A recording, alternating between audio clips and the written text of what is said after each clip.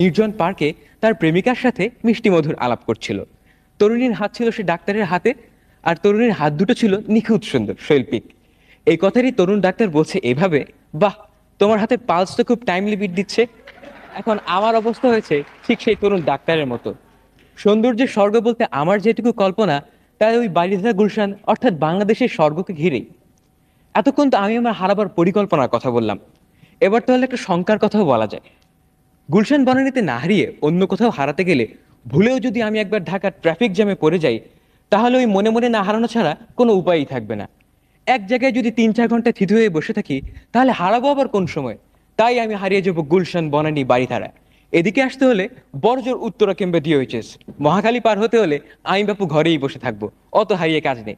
এর চেয়ে আমার কল্পনায় ঢের ভালো, কেননা আমার মতন অক্ষম এক বাঙালি যুবকের ওখানে হারানো হবে না। সবাইকে ধন্যবাদ।